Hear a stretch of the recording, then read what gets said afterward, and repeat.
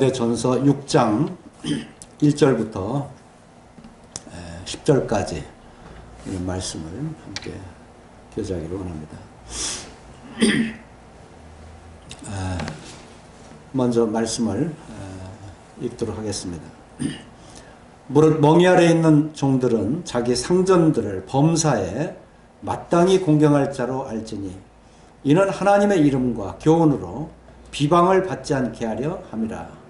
믿는 상전 있는 자들은 그 상전을 형제라고 가볍게 여기지 말고 더 잘 섬기게 하라.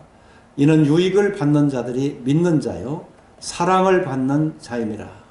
너는 이것들을 가르치고 권하라.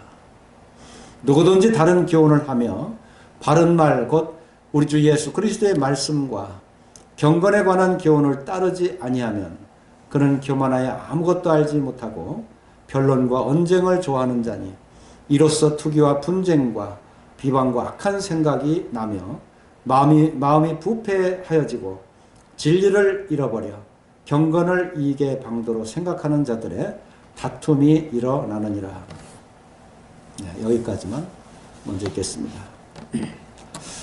디모데 전서에도 참 이렇게 사도 바울은 사랑하는 디모데를 이제 에베소 교회에 남겨놓고 또 일꾼으로 여러 곳을 또 이렇게 복음을 전하며 이렇게 그 사랑하는 디모데를 이렇게 함께 주님의 사역을 하였는데, 특별히 이 디모데 전후서를 읽게 되면 굉장히 사도 바울의 그 말씀의 무게를 두고 참 세세하고 정말 이 교회에서 일을 한다고 할 때 그 교회에 필요한 그 지침을 아주 이렇게 꼼꼼하면서도 필요한 것들을 이렇게 기록하는 것을 보면서 참 놀랍습니다.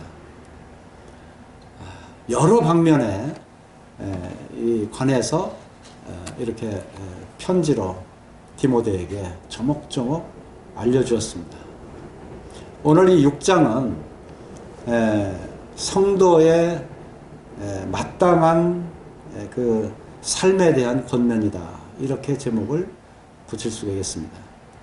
특별히 디모데에 대해서는 일꾼에 대한 삶에 대한 그와 같은 그 교훈이다. 이 마땅한 삶, 하나님 앞에 이 교회를 인도할 때나 또 성도들이 정말로 하나님 앞에 살아가야 할 그 방도를 이 6장에서 아주 구체적이고 아주 힘주어서 아주 무게 있는 말씀으로 기록을 해 주셨어요.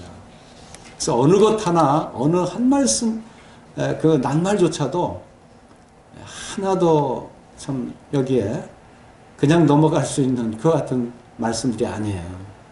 그래서 이 말씀들을 배우면서 우리의 인생의 하나의 그 삶의, 마땅한 삶의 지침서라고 생각을 하시고 이 말씀을 이렇게 꼼꼼히 읽어보시고 또 생활 여러 면에서도 적용을 하셨으면 참 좋겠다 하는 생각이 먼저 듭니다. 우리가 1, 2절에서 이 상전과 종에 대해서 먼저 이렇게 말씀을 해주고 있습니다.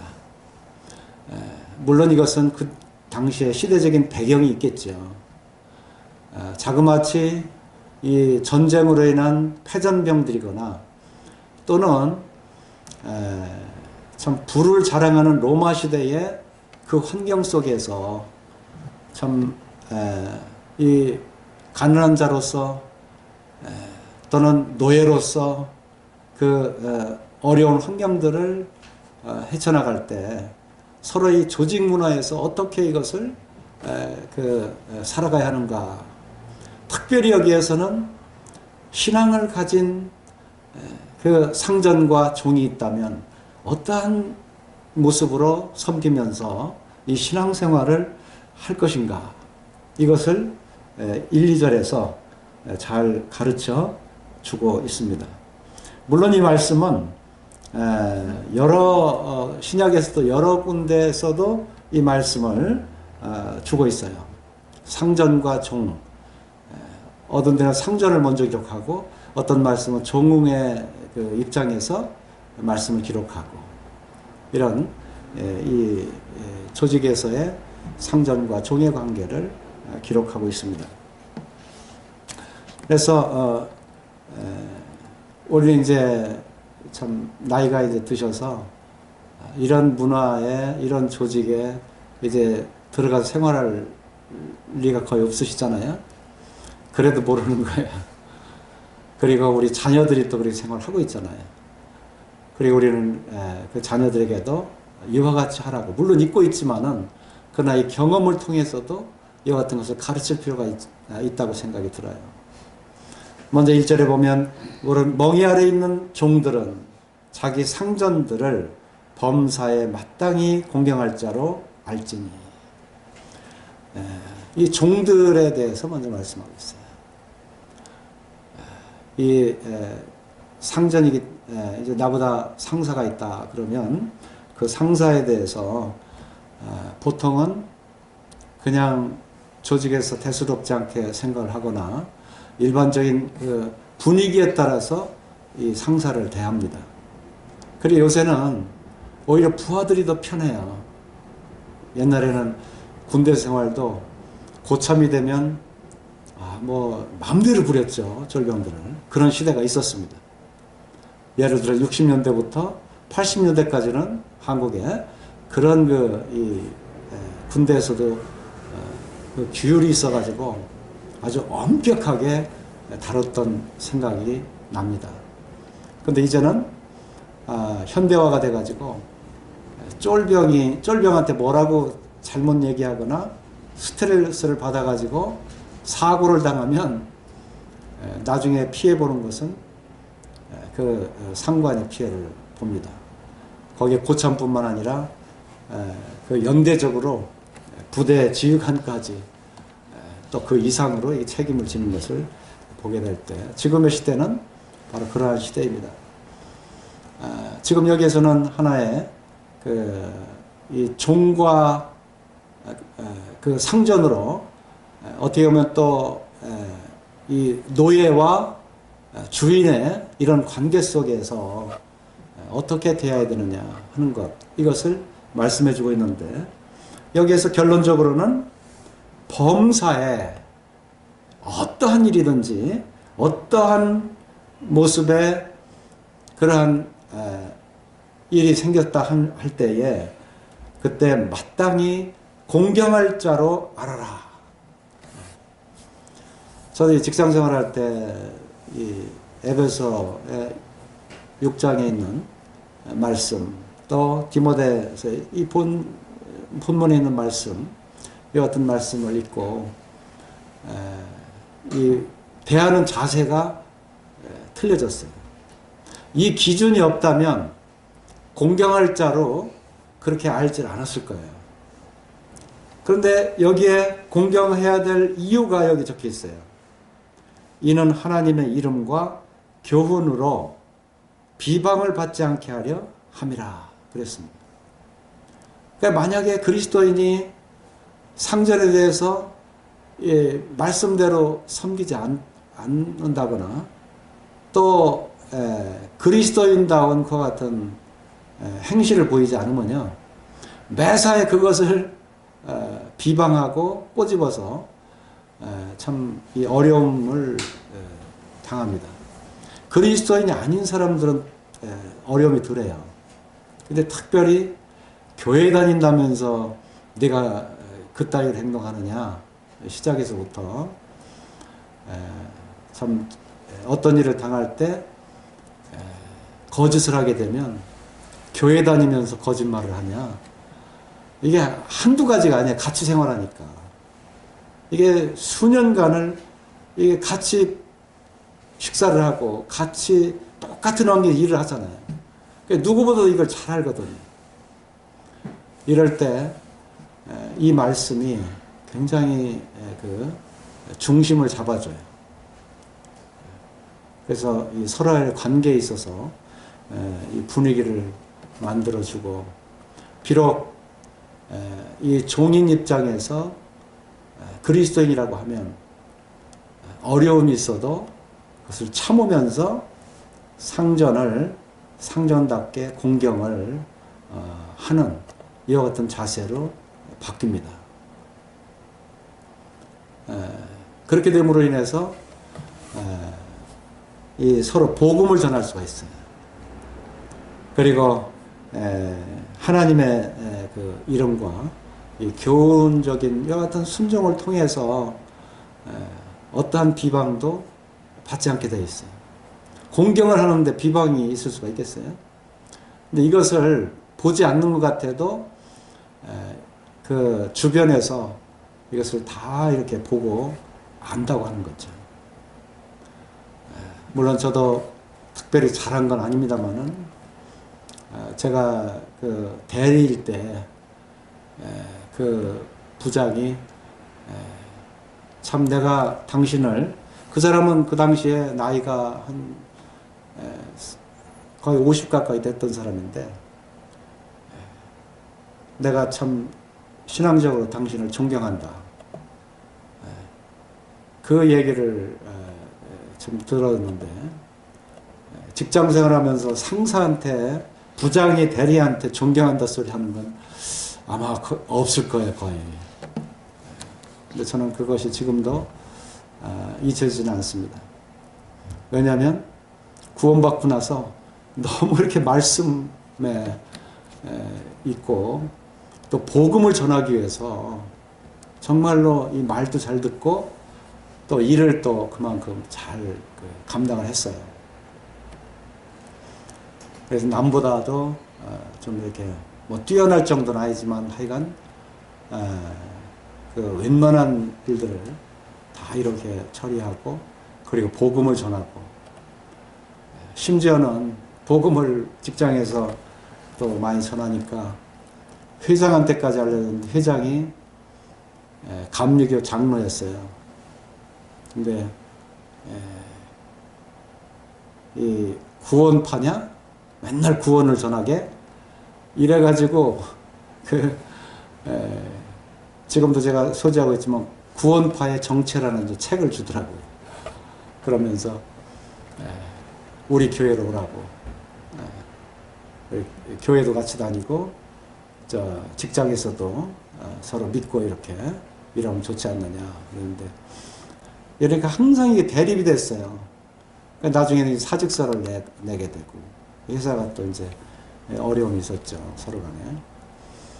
그래서 이 중간 그 이사급 또 상무, 전무 여기에서 참 서로 중재를 하느라고 그 회장이 원하는 대로 좀 쫓아줘라, 말이라도 좀 그렇게 해줘라.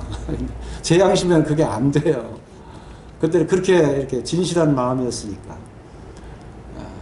그래서 이제 그러한 일로 인해서 마찰이 됐는데, 결국에는 회장이 용납을 하고, 참 당신 같은 신앙이 정말 진실하다 이런 예를 듣게 되고, 그 이후로 이렇게 생활하는데 이제 그런 얘기를 하더라고요. 정말 존경한다. 그래서 서로가 이렇게 어려운 환경 속에 늘 관계를 같이 맺은 그런 속에서 이렇게 주님을 대하는 것과 같이 공경하는 거예요.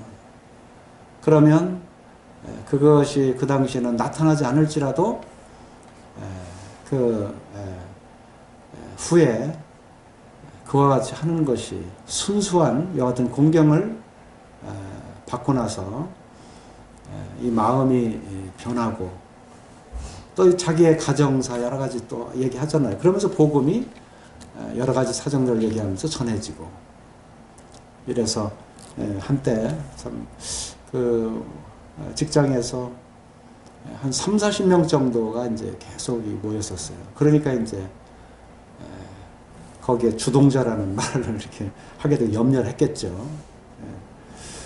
근데 여하튼 이 상전들, 상사, 이 자기의 윗선이 있게 되면 이와 같이 공경하는 자로 이렇게 알고 그를 순수하게 이와 같이 서로 존경하면서 생활하는 것, 이것이 직장이거나 사회이거나 이것이 주님께서 권면하고 있는 이와 같은 말씀입니다. 2절에서 보면 믿는 상전이 있는 자들은 그 상전을 형제라고 가볍게 여기지 말고 더 잘 섬기게 하라 그랬습니다. 이게 참 서로의 그 진정한 믿는 형제이기 때문에 이 같은 자리, 같은 직장에서 이 같은 직무를 맡게 되면요, 참 이게 때로는 어려워요. 남 같으면 이걸 호통도 치고 이 부하한테 자기 마음대로 더 이렇게 할 수도 있고 하는데 그렇게 할 수 없는 경우가 참 많습니다. 형제이기 때문에. 그래서 이 상전이 됐을 때 그 밑에 형제가 또는 위에 그 형제가 이렇게 있을 때 서로의 그 가볍게 여기지 말고 더 잘 이렇게 섬기게 하라. 그래서 서로 공경하면서 상전은 종을, 종은 상전을. 그래서 믿음 안에서 서로 이렇게 서로 섬기면서 우애를 갖는 것이죠. 그래서 이와 같은 그 방법을 이렇게 가르쳐 주고 있습니다. 이렇게 해야만 서로 유익을 받는다라고 말하고 있어요. 그리고 서로 유익을 받는 자들이 믿는 자여 사랑을 받는 자임이라.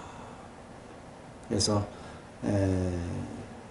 서로 믿음과 사랑의 관계가 바로 그 현실 속에서 일어나는 것. 그래서 우리가 이 조직 문화 또 사회생활 할 때 이와 같은 것들이 잘 이렇게 지켜지면 좋습니다. 심지어요, 이게 식생활 같은 거, 이제 먹는 거, 이런 것도 믿지 않는 사람들 되게 그러잖아요. 직장에서 흔히 있어요. 뭘 이렇게 식사를 시키거나 뭐 맛있는 걸 사들고 온단 말이죠. 그러면 자기가 산 거 자기가 그냥 홀짝홀짝 먹고 옆에 사람 주지도 않아요.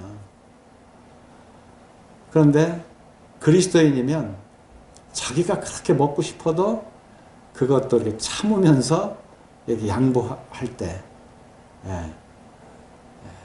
그것도 하나의 서로의 관계에서 참 돈독하게 할 수 있는 하나의 비결이다. 흔히 있는 일들입니다.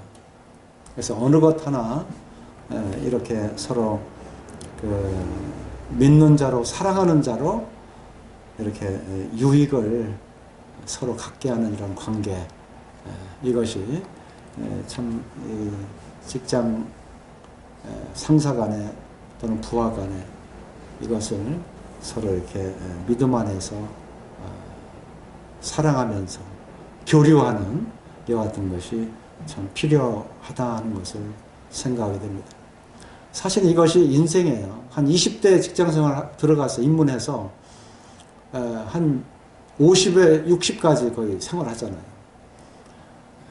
이 낮의 생활이 굉장히 길고 그 자체가 인생이기 때문에 지금 이 1, 2절에 주시는 이 말씀에 서로 이 흠이 생기고 금이 가고 이렇게 되면요, 이게 서로 쪼개져야만 돼요. 그래 어려워지고. 그래서 아무리 이 지금 세상이 서로 옆에 사람도 쳐다보지 않고 이기적인 그와 같은 사회라 할지라도 이 말씀은 지금도 그 원리적인 면에서는 변할 수 없는 그 같은 권면이다 하는 것을 생각하게 됩니다. 2절 후반절에 이렇게 말씀하고 있어요. 너는 이것들을 가르치고 권하라. 이렇게 말씀하고 있습니다.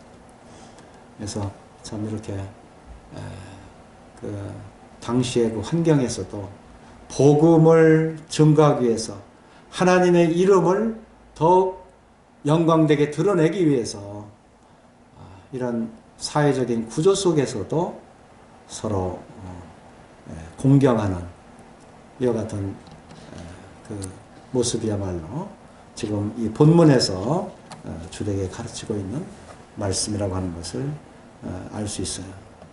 이걸 가르치고 권해라.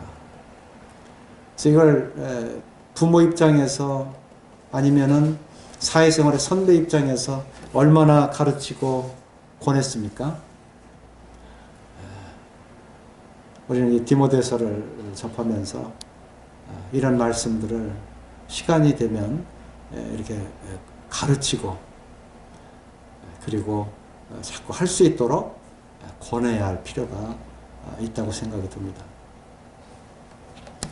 자, 이제 3절부터 5절까지 이 말씀은 하나의 그 그릇된 가르침이 아주 난무하고 있어요. 여기에 대해서 참 하나의 그 거짓 교사, 이와 같은 이 거짓된 것에 대해서 그 경계를 갖고 주의를 하라고 하는 이와 같은 권면을 볼 수가 있습니다. 3절부터 보겠습니다. 누구든지 다른 교훈을 하며 바른 말 곧 우리 주 예수 그리스도의 말씀과 경건에 관한 교훈을 따르지 아니하면, 여기에 누구든지죠. 여기에 예외가 없습니다. 그래서 다른 교훈을 하는 자가 있느냐. 참 이 하나님의 복음에는 다른 복음이 있을 수가 없어요. 오직 우리 주 예수 그리스도를 통한 구원과 그리스도를 통한 하나님의 말씀과 진리를 통해서 우리가 그 가운데에서 우리가 삶을 살아갈 수가 있습니다. 특별히 우리는 갈라디아서의 그 말씀 1장 보시겠어요? 1장 7절입니다. 6절부터 보겠습니다. 그리스도의 은혜로 너희를 부르신 이를 이같이 속히 떠나 다른 복음을 따르는 것을 내가 이상하게 여기노라. 다른 복음은 없나니 다만 어떤 사람들이 너희를 교란하여 그리스도의 복음을 변하게 하려 함이라. 그러나 우리나 혹은 하늘로부터 온 천사라도 우리가 너에게 전한 복음 외에 다른 복음을 전하면 저주를 받을지어다. 그랬습니다. 여기에 이 계속 이 갈라디아 교회도 사도 바울이 복음을 증거했습니다. 이것은 우리 주 예수 그리스도로 말미암아 구원을 얻는, 정말 죄사함을 얻는 십자가의 복음이었습니다. 이건 하나님께서 그 독생자 예수 그리스도 통해서 나타내 주신 기쁜 소식이었어요. 그런데 어느 정도 있다 보니까 다른 복음을 따르는 거예요. 이 다른 복음이 어디서 나왔겠습니까? 우리는 이제 믿음 안에 있기 때문에 얼마나 많은 갈래 그 유혹들이 있느냐 하는 것을 말씀에 우리가 창념하면 그것을 잘 알지 못해요. 이 세상에는 참 수많은 이 진리를 흐리는 이와 같은 것, 우리가 진짜다 하고서 이렇게 유혹하는 이와 같은 자들이 참 많이 있다는 거예요. 이 갈라디아 교회도 지금 6절에서 10절까지 말씀하고 있는데 이 다른 복음을 쫓는 이와 같은 자들이 있다는 거예요. 지금 우리가 디모데서를 보고 있습니다만은 디모데서 4장 1절부터 5절까지 보게 되면 여기에도 1절에 귀신의 가르침을 따르는 자들이 있고요. 그리고 2절 3절에 보면 외식함으로 거짓말하는 자들이라 말씀하면서 혼인을 금하고 어떤 음식물은 먹지 말라고 할 터이나. 그러니까 이 금혼주의나 이 금욕주의, 이와 같은 것으로 그렇게 해야만 구원을 얻는 것처럼, 거기에 복음이 있는 것처럼 유혹을 한단 말이에요.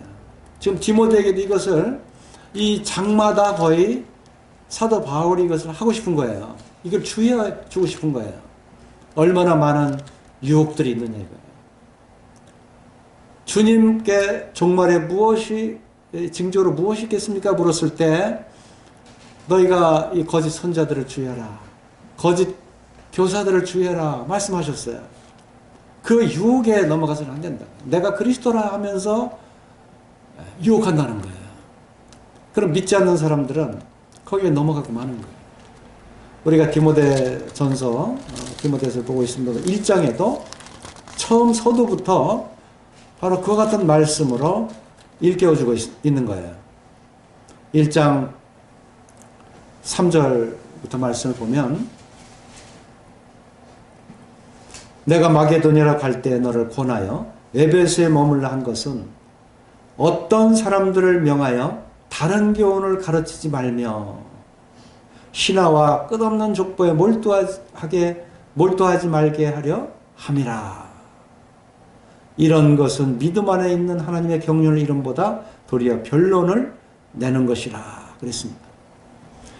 그러니까 신하와 끝없는 족보, 이와 같은 것으로 또 유혹을 하는 거예요.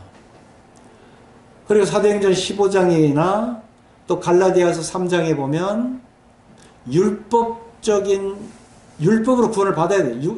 우리가 은혜로만 구원받는 게 아니라 율법으로도 구원을 받아야 된다. 그래가지고 사도행전 15장 그 예루살렘 총회가 있을 때 그때 여러 형제들이 몰려와서 이 율법주의에 대한 아주 강한 이와 같은 그 다툼을 하는 것을 보게 되는 거예요. 그러니까 그리스도 안에서 우리가 이 구원을 확신하고 진리 안에 서 있음을 말씀으로 성령 안에서 우리가 확신하고, 또 우리가 하나님과 함께 화평을 누리자, 로마서 5장에 말씀하고 있잖아요. 1절에 이와 같이 하나님과 화평을 누리는 이와 같은 믿음 안에서의 생활이 안 되면 유혹이 오게 되는 거예요. 그리고 이제 본문 말씀 이하에서 보면 그 유혹이 오게 되는 이와 같은 여러 요소에 대해서 말씀하고 있어요. 특별히 재물에 대해서, 부하려는 마음에 대해서, 이러한 틈을 타서 사단이 역사하는 거예요. 우리의 그 믿음을 지키려고 하는 것은 디모데에게 첫 번째 사도 바울이 주의해서 말씀하고 있는 것은 양심이에요. 양심. 순전한 양심. 그래서 청결한 마음과 선한 양심, 거짓 없는 믿음, 그 거짓 없는 믿음에서 나오는 이와 같은 사랑을 통해서 우리 주님을 더 확신하고 그 믿음의 생활을 함으로 인해서 우리는 많은 이런 유혹들에 대해서 우리가 물리칠 수가 있는 것입니다. 우리가 사단의 이와 같은 그 접근에 대해서 내가 그것을 막 막으려고 하면 막을 수가 없어요. 우리가 이제 구하려는 마음을 지금 9절에도 말씀하고 있는데, 거기에 3단계 그런 이제 유혹이 오는데, 이 청결한 양심을 잃어버리고 순전한 이와 같은 믿음의 이와 같은 주님의 사랑을 잃어버리면요, 그게 벌써 틈을 타고 사단이 역사하기 시작하는 거예요. 그럴 때 완전히 믿음에서 떨어진 자가 되는, 결과적으로 떨어지게 되거든요. 물론 영원한 구원에 대해서는 주님 그리스도 안에서 보장을 하십니다만, 그러나 우리의 그 실제 지금 이 본문에서 말하고 있는 성도들의 삶, 마땅한 삶, 또는 인도자들의 마땅한 삶에 대해서 말씀하고 있을 때 이와 같은 삶에 대한 부분에서 우리가 이 잘못된 이와 같은 신앙생활을 하게 되는 거예요. 우리 이것이 바로 참 우리 주님의 교훈에서 떨어졌을 때, 또 우리의 순전한 마음으로 마음이 부패함으로 인해서 진리 안에 서지 못했을 때 유혹은 역사하고, 그리고 이젠 일반 이런 이단 교주가 있는 그런 무서운 것이 많죠. 그런데 유혹돼서 그런데 빠지는 이와 같은 결과를 가져오게 되는 것입니다. 참 이 주의해야 될 부분입니다. 여기에 지금 본문에서 누구든지 다른 교훈을 하며, 다른 교훈을 은연중에 하게 되는 이와 같은 사람들을 교회에서 보게 되는 것입니다.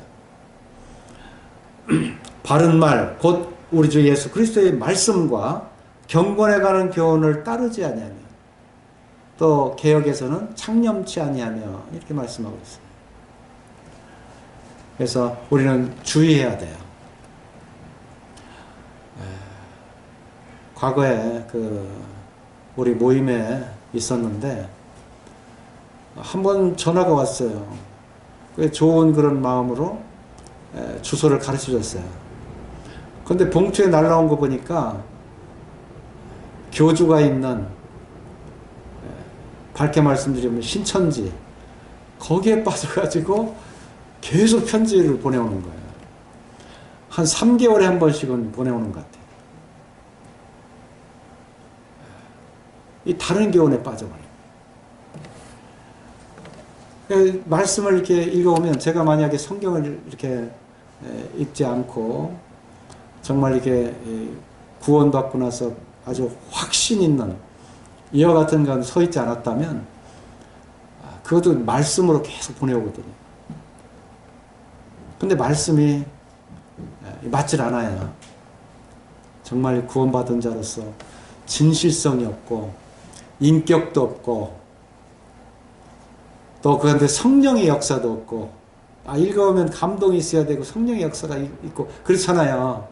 구원받은 성도들의 서로 주고받는 서신을 보면 거기에 진실함이 있고, 또 말씀에 살아있는 이와 같은 역동하는 영감이 그 말씀 속에 이렇게 서로 교제를 하면 있어요. 우리가 그걸 알아보잖아요. 그런데 그냥 아무거나 껴서 맞춰가지고 그냥 말씀이라고 해가지고 비유적으로 그냥 오는 거예요. 참 편지가 돼서 뭐라고 얘기하고 할 수도 없지만은, 다른 교훈에 이렇게 빠지게 되면 완전히 잘못 알고 그런 자들을 쫓아가게 되는 거예요. 참 주의를 해야 됩니다. 제가 지금 실제적인 얘기를 말씀드린 거예요. 근데 이러한 것들이 만약에 우리 성도님들 가운데, 또 모임 생활도 잘 이렇게 하지 못하는 이런 성도님들 가운데 그런 편지나 그런 유혹들이 와서, 이건 새로운 깨달음인데 하고 이제 연약한 이런 믿음 안에 그런 것을 대한다면, 이제 조금씩 이렇게 사단은 틈새를 파고들어요. 기묘하게 파고들어요. 이제 이와 같이 됨으로 인해서 이제 그 유혹에 빠지게 되는 이와 같은 아픔을 겪게 될 것입니다. 4절 우리 본문 보겠습니다. 그는 교만하여 아무것도 알지 못하고 변론과 언쟁을 좋아하는 자니 이로써 투기와 분쟁과 비방과 악한 생각이 나며, 그래서 지금은 이러한 이 거짓 가르침에 대해서 유혹받는 그 동기를 여기에서 말씀해 주고 있는 것입니다. 사도 바울은 지금 그러한 그릇된 가르침, 잘못된 가르침, 유혹받을 수 있는 그런 가르침의 그 요소가 뭐고 동기가 뭐냐 하는 것을 이 3절, 4절에서 말씀해 주고 있습니다. 결코 이 4절에서 말씀대로 우리의 마음을 높이지 말아야 할 것입니다. 그리고 변론과 언쟁을 좋아하는 자들과 함께 하지 말아야 될 것입니다. 이렇게 됨으로 인해서 그러한 자들에게 휘말리면 투기가 되고 경쟁을 하게 돼요. 서로 지식적으로도 경쟁하게 되고 성경에 서로 알려고 하는 부분에 대해서 경쟁을 해요. 이 투기가 내가 더 잘났다 막 변론을 막 시작하고 이렇게 하는 거예요. 사도 바울도 사도행전 17장에서 아덴에서 지금 아테네죠. 거기 철학자들하고 만나가지고 막 변론이 시작되는 거예요. 이럴 때 사도 바울이 말쟁이라고 하지만 그 철학자들의 말도 이게 서로 이게 보통이 아니거든요. 이 변론은 끝이 없습니다. 그 사도 바울은 이것을 알고 그들에게 부활에 대해서 증거하기 시작했어요. 이 변론 가지고는 안 됩니다. 그래서 너희가 그리스도의 십자가의 죽으심을 아느냐.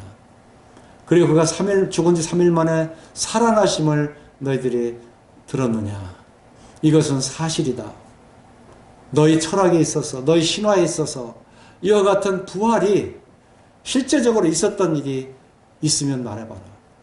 나는 오직 하나님의 그 아들로 오셔서 말씀대로 오셔서 성경대로 죽으시고 성경대로 이 죄를 담당하시고 성경대로 다시 살아나신 이 부활에 대해서 나는 분명한 것을 가지고 증거한다. 이 변론이 아닌 거예요. 있는 사실을 두고 그대로 그 증거할 때 그 복음의 선언이 되고 또 그들 가운데 많은 자들이 믿고 돌아오고. 우리의 주의할 점은 우리가 변론을 하려는 거 이거 좋은 거 아닙니다. 서로 투기하는 마음, 또 마음이 높아져서 내가 더 많이 하네, 내가 더 잘났네, 이거 전혀 가질 필요가 없어요. 오직 그리스도를 증거하는 일에 우리가 마음을 순전하고 겸허해 갖고 성령의 말하게 하심을 쫓아서 성경을 우리가 증거하고 그리스도를 우리가 증거를 해야 되는 것입니다.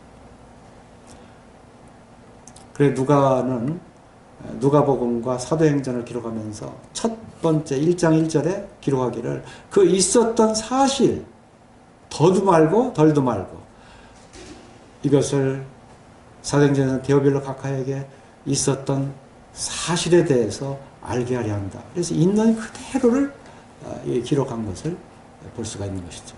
이게 바로 창념하는 것입니다. 그리고 그 그리스도의 말씀과 경건에 관한 이와 같은 증거에 대해서 그것을 따르는 것이죠. 믿고 따르는 것입니다.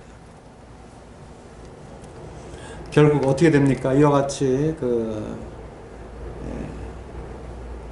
3절, 4절에서 교훈하시고 있는 것이 그 동기를 이렇게 제공했을 때 5절에서 마음이 부패해지고 결국 마음이 부패해진다.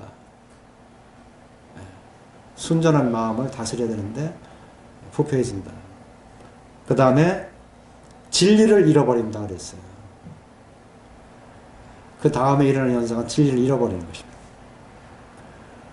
그리고 경건을 이익의 방도로 생각하는 자들. 무슨 얘기냐면요. 내가 어떤 것을 할 때 참 득을 볼 수가 있는 일들이 생겨요. 서로 교제할 때. 바로 그러한 이익의 재료로 경건한 척 하는 거예요. 실제 속에는 경건한 것도 없으면서. 그래서 이와 같은 일에 좀 주의해라. 그리고 이용하지 말아라. 순전한 마음으로 우리 주님 앞에 먼저 마음을 우리가 순전하게 양심을 우리가 착한 양심, 순전한 마음을 우리가 가져야 되는 것입니다. 이것을 디모데에게 계속 말씀하고 있고 또 그것을 유지하고 그것을 관리하고 주님 앞에 이것이 우리의 큰 동력이라고 하는 것을 기억하시고 이와 같은 유혹에 빠지지 않게 되시기를 바랍니다. 이제 6절에서 이제 방도를 8절까지 이렇게 말씀해 주고 있습니다.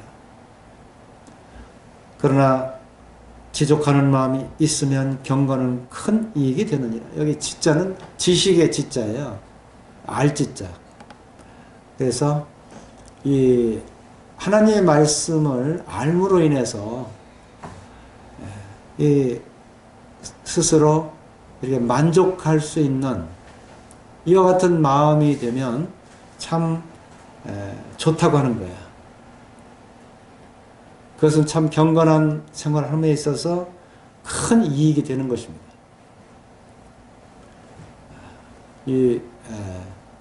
우리는 하나님의 말씀을 우리가 풍성하게 읽는 것이 참 좋습니다. 오늘 그냥 우리가 보통 이렇게 참 이 디모데에서는 어떻게 보면 명하노라 또는 권면하노라 그리고 그것을 따르도록 하니까 참 딱딱해요. 어떤 면에서는. 근데 실제적인 생활이 그래요, 우리가. 근데 우리가 이 잠언이나 전도서를 읽으면 부담이 없죠. 삶에 대해서 가르쳐주고 또 헛된 것들을 일깨워주고 또 지혜서가 돼가지고 지혜로운 것들을 가르쳐주고 이렇게 또 창세기 같은 말씀을 볼 때도 참 유익을 많이 줘요. 그래서 우리가 전체적으로 이 성경을 많이 이렇게 읽으면서 정말 하나님께서 우리에게 주시는 그 풍부함과 풍족함을 이렇게 갖는 것, 이와 같은 것으로 이 지족하는 마음이라고 할 수 있겠죠. 이와 같은 것으로 우리의 마음을 갖게 되면 그 말씀으로 인해서 우리가 충만한 성령 충만한 생활, 참 하나님으로 만족하는 생활, 이와 같은 생활이 우리 가운데 이루어진다고 하는 것입니다. 7절에서 이렇게 말씀하고 있어요. 우리가 세상에 아무것도 가지고 온 것이 없음에 또는 아무것도 가지고 가지 못하리니 우리가 먹을 것과 입을 것이 있은즉 족한 줄로 알 것이니라 그랬습니다. 욥기에도 이 말씀을 욥도 말씀하고 있고 또 사무엘서에도 한나가 이와 같은 인생에 비슷한 말씀을 하고 있는데 우리의 마음을 비워라는 거죠.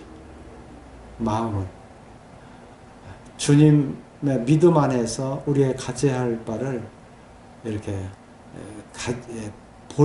하나님의 주신 본래 마음을 가지고 신앙생활을 하라. 이와 같이 가르쳐 주고 있습니다. 우리 빌립보서에 있는 말씀 보시죠. 빌립보서 4장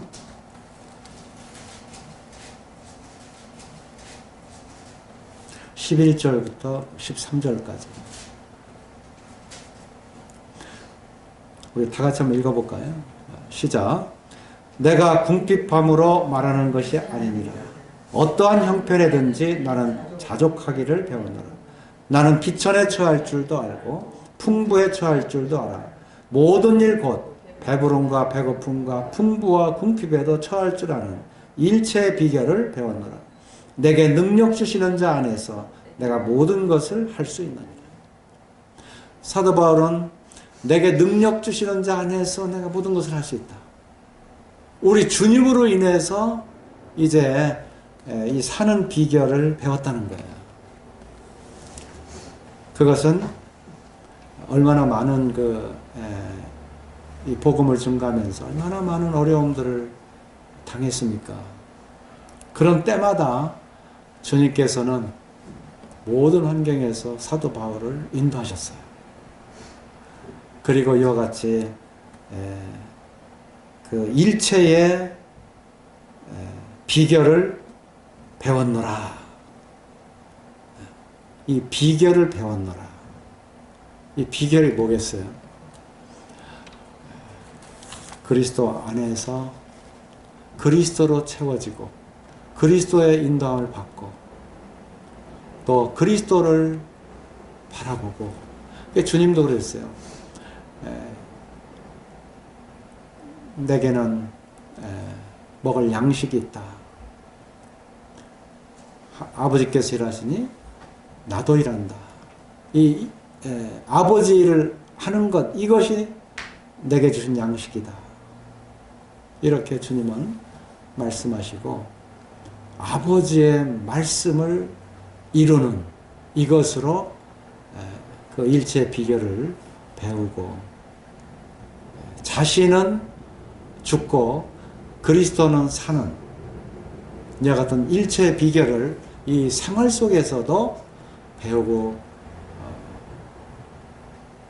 그 비결을 깨닫고 그 가운데서 일생을 이 마땅히 성도의 그리스도인으로서의 삶을 어떻게 살아야 하는지를 이렇게 좀 깨달은 이와 같은 것을 고백하고 있는 것이죠.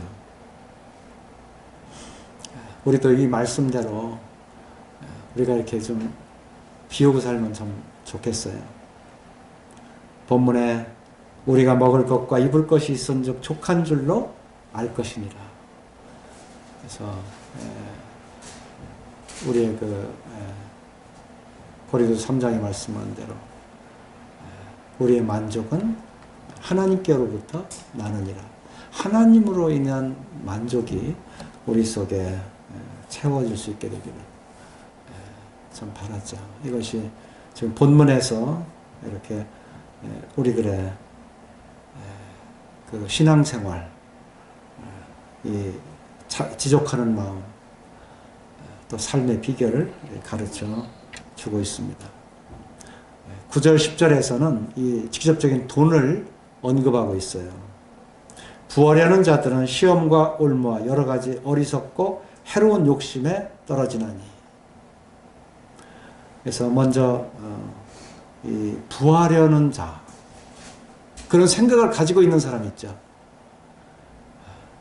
이러한 자들은 시험과 올무, 여기 여러 가지 어리석고 해로운 욕심에 떨어진다.